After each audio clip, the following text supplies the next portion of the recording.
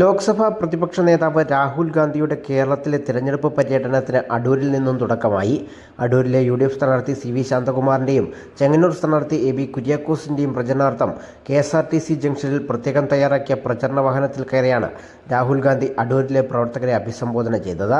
ഇവിടെ ഹ്രസ്വമായ പ്രസംഗത്തിൽ കേന്ദ്ര സംസ്ഥാന സർക്കാരുകൾക്കെതിരെ രൂക്ഷമായ വിമർശനങ്ങളാണ് രാഹുൽ ഗാന്ധി ഉയർത്തിയത്. അടൂരിലെ പ്രചരണ പരിപാടി പൂർത്തിയാക്കി അദ്ദേഹം പത്തനംതിട്ടയിൽ എത്തിച്ചേർന്നു. പ്രതിപക്ഷ നേതാവിനെ സ്വീകരിക്കാൻ അടൂരിലും പത്തനംതിട്ടയിലും നൂറുകണക്കിന് പ്രവർത്തകരാണ് രാവിലെ മുതൽ തന്നെ കാത്തുനിന്നിരുന്നത്. പത്തനംതിട്ടയിലെ പഴയ പ്രൈവറ്റ് ബസ് സ്റ്റാൻഡിലാണ് തിരഞ്ഞെടുപ്പ് പ്രചരണ യോഗം നടന്നത്. പത്തനംതിട്ട ജില്ലാ ആസ്ഥാനം ഉൾപ്പെടുന്ന ആറന്മുള, റാന്നി, കോന്നി, തിരുവല്ല മണ്ഡലങ്ങളിലെ സ്ഥാനാർത്ഥികളുടെ പ്രചരണാർത്ഥമാണ് പത്തനംതിട്ടയിൽ യോഗം സംഘടിപ്പിച്ചത്. ആറന്മുളയിൽ യൂത്ത് കോൺഗ്രസ് ദേശീയ ജനറൽ സെക്രട്ടറി അബിൻ വർക്കി, റാന്നിയിൽ KPCC general secretary advocate Pazhakulam Madhu, കോന്നിയിൽ DCC president professor Satheesh Kochuparambil, തിരുവല്ലയിൽ കേരള കോൺഗ്രസ് ജോസഫ് വിഭാഗം നേതാവും UDF ജില്ലാ ചെയർമാനുമായ അഡ്വക്കേറ്റ് വർഗീസ് മാമൻ എന്നിവരാണ് UDF സ്ഥാനാർത്ഥികളായി ജനവിധി തേടുന്നത്.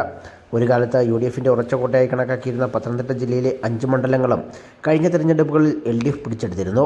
കൈവിട്ടുപോയ കോട്ടകൾ തിരികെ പിടിക്കാൻ UDF നടത്തുന്ന പോരാട്ടത്തിന് രാഹുൽ ഗാന്ധിയുടെ പ്രചരണ പര്യടനം ഏറെ ഊർജം പകരുമെന്നാണ് UDF ക്യാമ്പിൻ്റെ കണക്കുകൂട്ടൽ.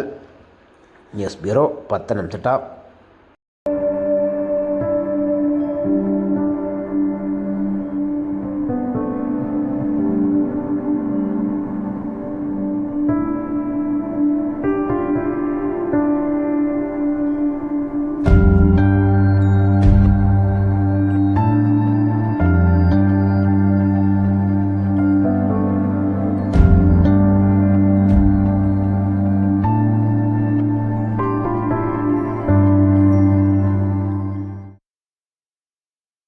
Mount Zion Medical College Hospital, Adur, Pathanamthitta.